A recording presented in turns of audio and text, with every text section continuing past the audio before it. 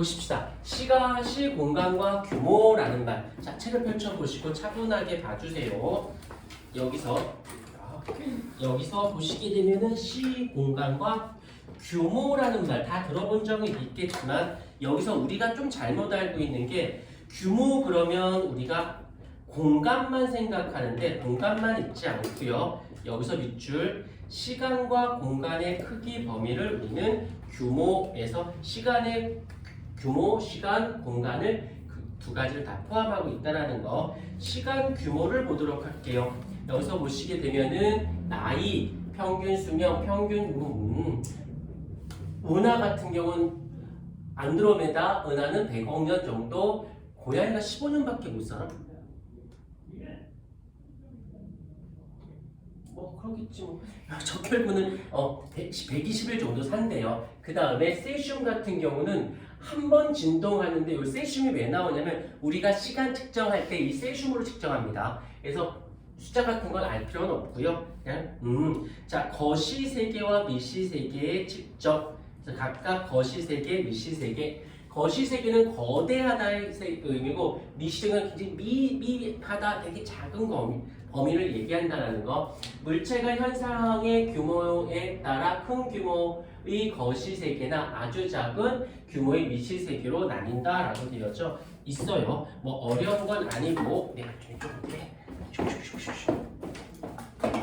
자, 그 다음에 거시세계의 측정이라고 되어 있는데 여기서 태양계의 전체 거리까지 거리를 이제 측정 방법은 AU라고 하기도 하는데 AU라고 해서 요거 정도는 좀 기억해 두자.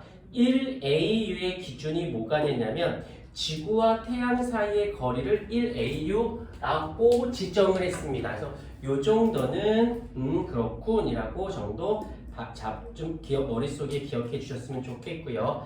그 다음에 우리가 제일 많이 쓰는 것이죠. 거리 같은 경우는 미터를 쓴다는 거. 그 다음에 요거가 종종 자주 나오니까 마이크로미터라는 거, 그 다음에 나노미터라는 거. 그래서 마이크로는 10의 마이너스 6승이고요.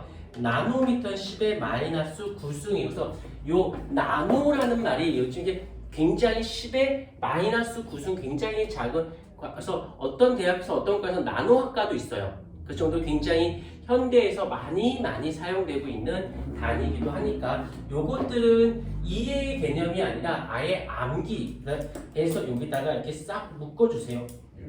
이렇게 묶어서 암기라고 써주세요. 이거는 이해의 개념이 아니라 알고 있어야 되는 지식적 개념이라서. 그 다음에 시간의 측정이라고 되어져 있네. 보통 주기적으로 반복되는 현상은 시간 측정을 이용한다. 과거에는 시간을 어떻게 측정했느냐면 태양의 위치, 그 다음에 달의 모양 변화 같은 동그라미 전체의 주기적인 현상을 가지고, 그게 우리가 알고 있는, 이게 하루가 우리 지구가 자전하는 거, 그 다음에 한 달, 그럼 달이 한 바퀴 도는 거, 그 다음에 1년이면 지구가 태양 주위를 한 바퀴 도는 거.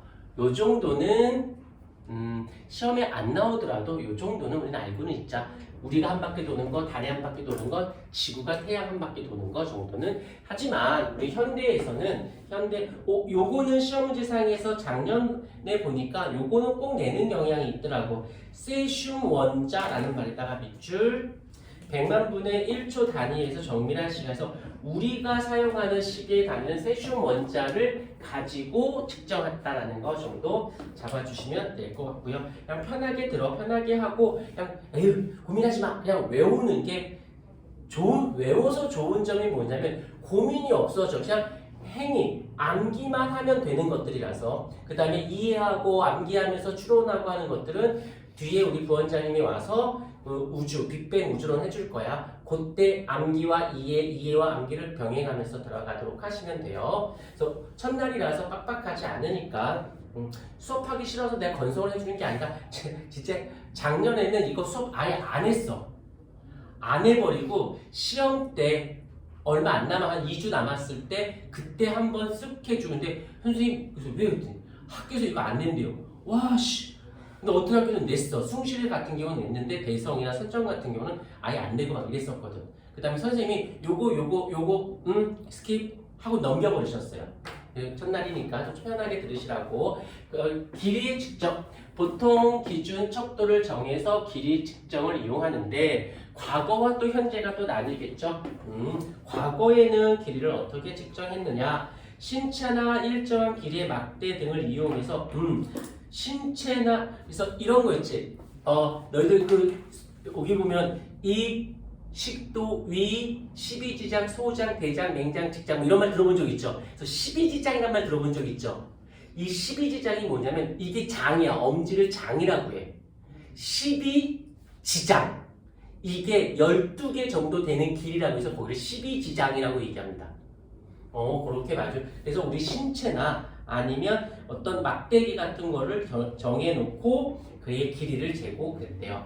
근데 현대에 와서는 좀 더 정밀하게 전자현미경이나 레이저, 위성 요 정도 3개 정도 전자현미경, 레이저, 위성 같은 걸로 시스템 들어본 적 있죠? GPS. 지금 너희들 그 어디든 뭐 이렇게 네이버 길 물어보고 다니진 않지 않니? 다 네이버에 검색하면 아주 잘 되어 있잖아. 사실은 나도 내비게이션이 없었을 당시에는 길치는 아니었거든. 근데 내비게이션이 생긴 이후로 길치가 됐어. 왜냐면 어느 길을 갔으면 대충 이렇게 갔었지. 그 다음에 가면 되는데 그 다음부터 아무 생각 없이 그냥 내비에서 가라는 대로 가면 되잖아. 그래서 그 다음부터는 자꾸 길을 헷갈려. 자, 그렇다는 거 정도 잡아주시면 되고요. 그 다음에 넘어오셔서 이거 너무 빨리 끝나면 나 할 일이 없는데 큰일 났네. 자, 기본량에 대해서 기본량에다가 동그라미 하나 쳐주십시다. 여기서부터는 조금 출제 빈도수가 있는데 여러 가지 물리량 중 이거예요. 가장 기본이 되는 물리량을 우리는 기본량이라고 해서 단위는 국제 단위계의 SI를 쓰기로 합니다. 요거는 지정이니까 외워주셔야 돼요. 시간일 때는 초를 기준하고요.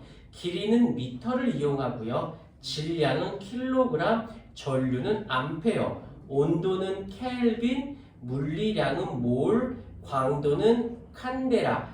여기서 조금만 설명할 게 뭐가 있냐면 요거 온도를 잠깐만 일로 좀 와볼까요? 온도. 이 온도는 뜨겁다 차갑다의 개념인데 여기는 조금 더 들어가 줄게. 여기서도 쓰지만 뒤에 다른 단어에서 여러 가지 쓰이기 때문에 일단 온도는 두 가지가 있어요. 어떤 게 있냐면 절대 온도가 있고 그 다음에 섭씨 온도가 있어요. 그래서 절대 온도 자체가 템퍼레처니까 T로 시작하겠지. 그래서 얘를 라지 T로 쓰게 되고 얘를 스몰 t로 쓰게 돼요. 그 다음에 단위로는 라지 K, 여기서처럼 켈빈을 이용하고 얘는 도시를 이용합니다. 그런데 디테일하게 얘기해주고 싶지만 샤를의 법칙을 통해서 설명하고 싶은데 전혀 언급하지 않기 때문에 이 정도 이들의 관계, 이 절대 온도와 섭씨 온도의 관계를 따져준다라면 이렇게 돼요.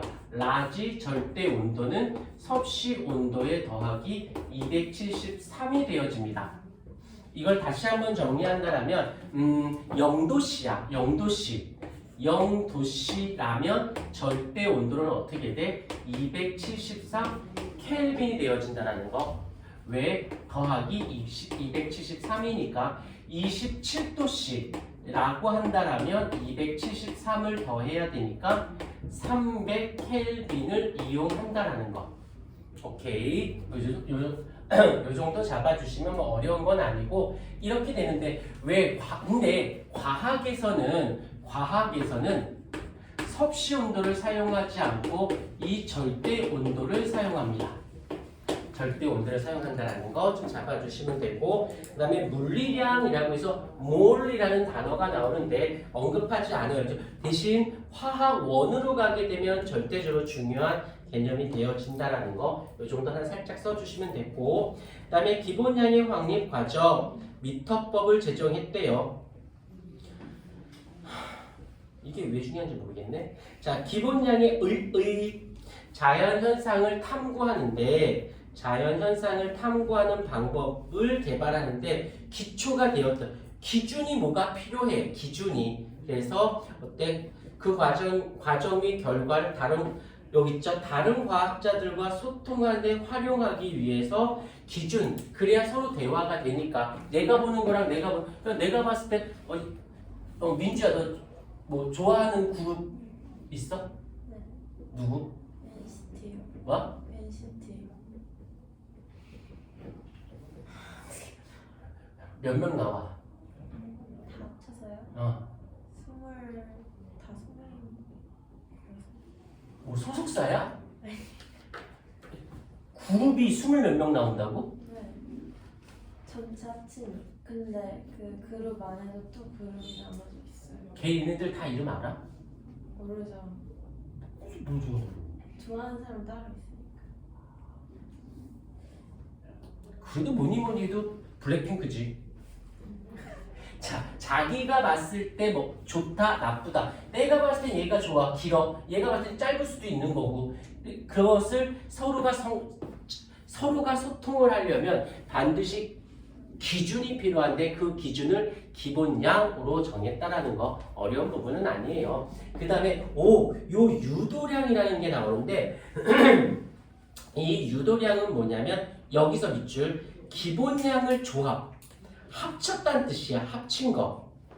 예를 들게 여기서 보게 되면 여기서 시간이라고 하는 기본량이 있고 길이라고 하는 기본량이 있어. 그걸 합치면 뭐가 된다? 속력이라는 새로운 값이 나오는 거죠. 그러면 얘가 기본량인데 기본량은 시간분의 길이라는 개념을 통해서 기본량이 합쳐져서 어떤 새로운 기본량이 만들어져요. 이렇게 합쳐진 기본량을 우린 유도량이라고 얘기하는 거. 그래서 길이가 있으면 가로, 세로, 높이를 길이를 3개 다 곱하면 새로운 부피라고 하는 양이 측정이 되죠. 얘를 우린 유도량이라고 얘기한다는 거. 들어보면 어려운 거 아니니까 가볍게 편안하게 보시면 되어져요.